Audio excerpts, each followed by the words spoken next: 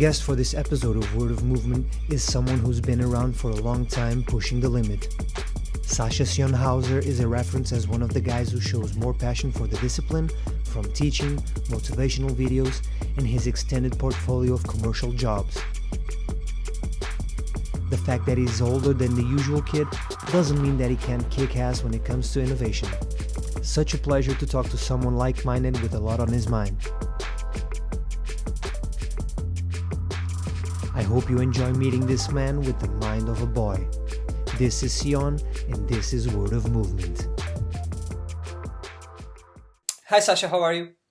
Hi, Alessandro. Yeah, fine, thanks. For those out there listening or watching, and if you don't know this guy, this is one of the old school guys. He's been around for a long time, and he has a lot of stories to tell from his experience. Sasha, can you introduce yourself and very briefly just talk about how you started with parkour and if you did anything before, and how it all started for you with parkour? Okay, I tried with my broken English. Okay, thank you. Yeah, how I started with parkour. I would lie when I told you I started parkour since 13 years ago, because we all took parkour when we was child without knowing that we took parkour, yeah. But with a really definition, I started parkour 13 years ago. It's a funny story. I saw a TV report about crazy French guys who jumping over roof gaps and metro stations, and I'm thinking, oh, these guys are magicians. These guys are fucking ninjas. Later I heard this was the old Yamakasi group, whereas with David Bell and Sebastian Foucault and all these old school guys are included. I forgot this report in the TV long time then. In 2003, my neighbor asked me if I heard one time about parkour, and I remember the report before the last century. No, not before the last century. What I see, 1989 or something, and say, yeah, these are the crazy guys in France who jumping over roof gaps and this shit, and say, exactly, this is what I do now. And I say, what? It exists? There exists a group in Vienna? And he say, no, he meet some guys who do this, who start this, and you want to join one time? Yeah, so I go with him and do some stuff with these guys. They're just jumping from, I don't know, containers and trains and walls, and I try to do some flips too, yeah, because I was a gymnast when I was young, and I always do a backflip since I can imagine, and it's the stone begin to roll to be an athlete, yeah. It's like a circle, yeah, it's like a spiral. That was my start, 2003. All right. And during your training, did you train with some of the founders? Did you train with David? Did you train with any of those guys? I never meet David personally, but I meet a really cool person who knows David. His name is Andreas Kaltais, and he teach me really, really much. He was a lot of younger than me, and he's a really, really clever boy. He was, to this time, I think 90 or 20, and he explained me everything about parkour and free running, and yeah, he was a really efficient guy. He trained with the Super Saiyans in the past. This was a group in England. What was the question again? If you trained with any of the old school guys, be it David or Sebastian or the Yamakasi, did you train with any of those guys? Not really train. I met them, yeah, but I don't train with them because I met Sebastian in Rome one time. yeah, and David I never met again, and I don't have ambitions to meet him because he's a guy like you and me. For me, it's important because I'm not a fanboy, you know. For me, it's important that I met likable people like you. Like also when they start, for me, it's the person in. For me, it's the personality from a person interesting, not what he can do or what he, if he's a founder about this or this. Because when somebody can do cool stuff and he's an asshole, he doesn't interesting me. When somebody can do not so good stuff and he's a cool guy, he interesting me. You know, I don't judge about he's good, he's not good. You know. Yeah, the reason I was asking is only because um, when you train with those guys, I think because they were the ones that created the sport, it's good for you because you actually get the information from the source. So that's what I was referring when I was asking, did you meet them or train with them? So maybe you learned something with them. I don't know. Yeah, I think I also think when I train with the Yamaks, with the old Yamaks, with Vigru and all these guys, the training is too hard for me. You know, I don't like strength training or some exercises before I start jump because I lost my power then because I'm a smoker. Cigarette smoker, by the way. I don't smoke weed or something. I don't drink alcohol. Maybe to New Year. Yeah, and I think it would be really too hard for me. I would try it 10 minutes and stop it then, and really warm up for 3 hours or 4 hours. Make some strange exercises, and I just wanna jump and have fun. You know, that's my that's the reason why I do this. The fun is the important thing for me, and the self experience. Sorry. The self experience. All right. So when you started, I think that very quickly you became involved in working with parkour, with maybe doing publicity work or doing events and stuff like that. Actually, that was the time when I met you. I met you in 2008 when you and other guys came to do a show for Audi, if I'm not mistaken. And you stayed in Lisbon for a few days, and there was an event happening. It was called The Clash, and Urban Free Flow was here back in the day, and you were with them as well, and you came to the show, to the event, and I remember you from you were giving tips to the guys, and you also gave a tip to me, like an advice on how to do stuff, and then I found out that you were here doing those shows for Audi. So can you explain how was working with parkour back in those days, 8, 10 years ago? It was easy to this time to get jobs because parkour and freerunning was not so popular. Today, there are so many good athletes, and there are so many bookings for parkour athletes for movies, for I don't know, blockbusters and stuff like that. And this time, it was easy to get a job because it was not so spread in the world, parkour and free running. So it was really easy to get a job with Andy and Oleg Vorslav and Leach to this time. And how said we was invited for a 20-day show for Audi. It was very cool. We had a good hotel. I met Oleg Vorslav the first time. He's a funny Russian guy, and he was really famous to this time too.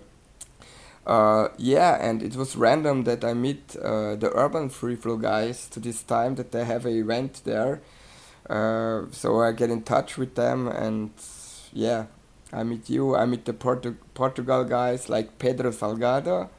I meet him too the first time. I don't know who he is, but he make front flips over my head and say, "Wow, these guys have legs." Yeah, it was a nice experience. It's a long time ago, maybe 8 years. Yeah. It was also a hard time for me because I had a food poisons in Lisboa, in Lisbon, and I was at the hospital next to die people. It was a really hard experience. I was in the bed for 1 week in a hotel and just vomit and I was dizzy and shit like that. So it was a good and a bad experience.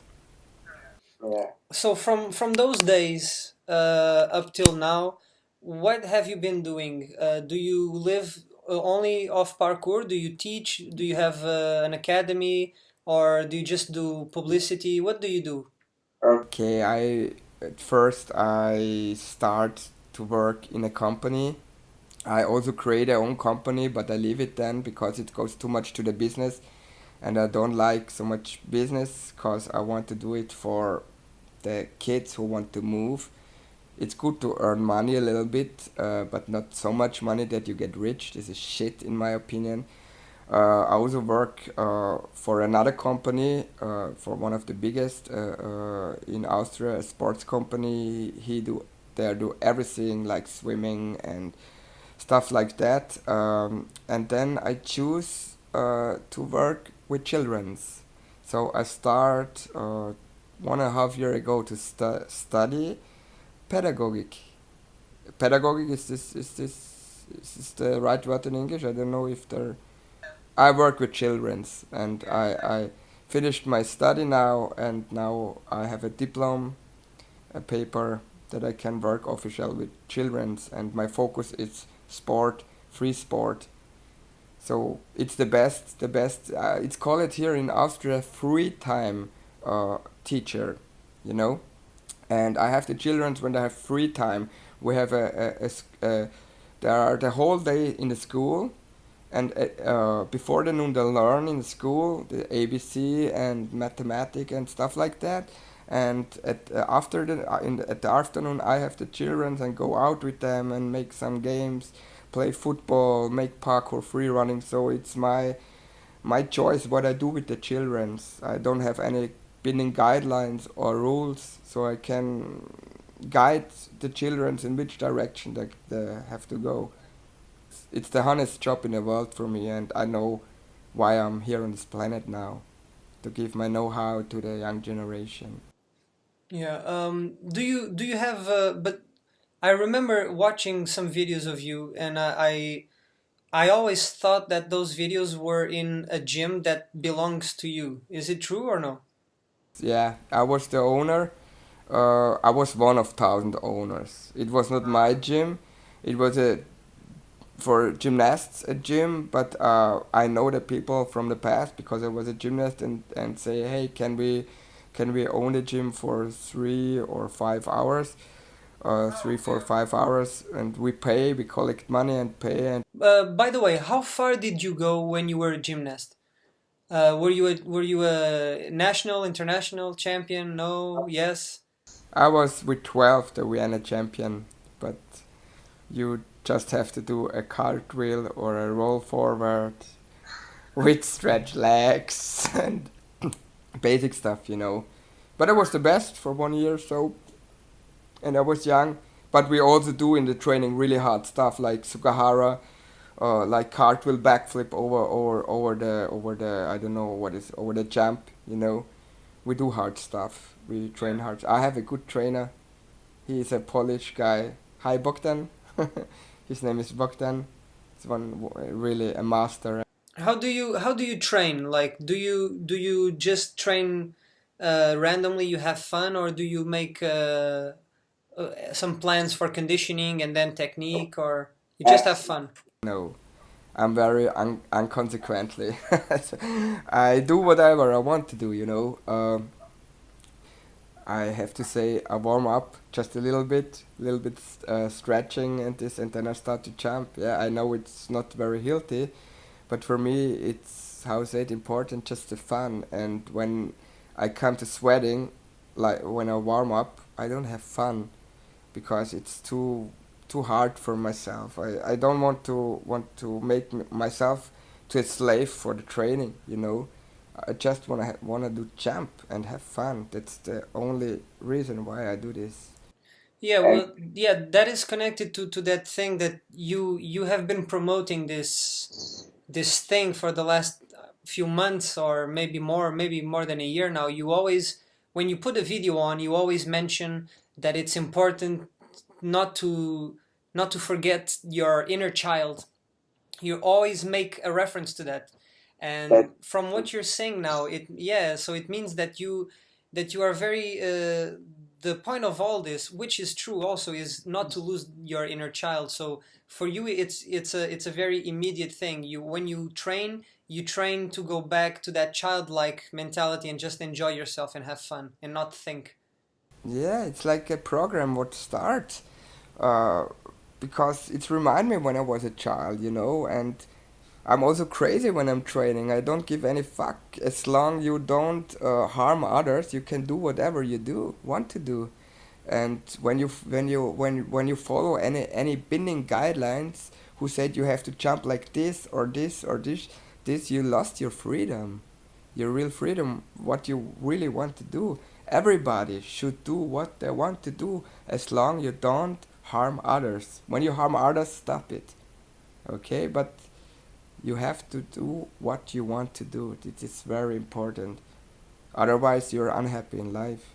It's very true, man. It's very, very true.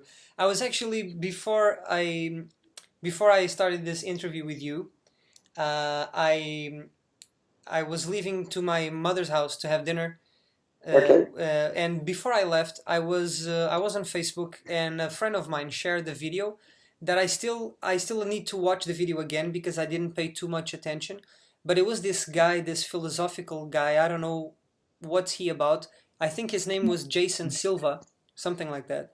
So I think he's probably Latino or Portuguese or whatever. But he was speaking in English, and he was saying something like that you're saying now. He was saying that you create your own, you write your own present, or you create your own reality. You are the person that has the power to do that. You create your freedom, something like that.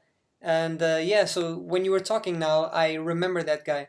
I think I think it makes sense because one of the things that parkour has to give, not only physically but most important mentally, is the notion that you have the power to do whatever you want to do Absolutely true. in life, Yeah. in training, in anything. Yeah. You have that power. You can start, you can stop, but it's your decision always. You know. That's the truth. It's also important to be in the moment, you know, because I live in the moment. I enjoy the conversation with you now, and I really try to fix it now in my brain that I talk with you and don't thinking about the future, don't thinking about tomorrow. Okay, I get tomorrow a new tattoo. I'm very happy. Okay, that's the only thing what I have in my mind at the moment. Hey guys, if you enjoyed this video, please remember to thumbs up. Also share it with as many people as possible so everybody knows what's going on. And of course, subscribe to stay tuned for another episode of Word of Movement.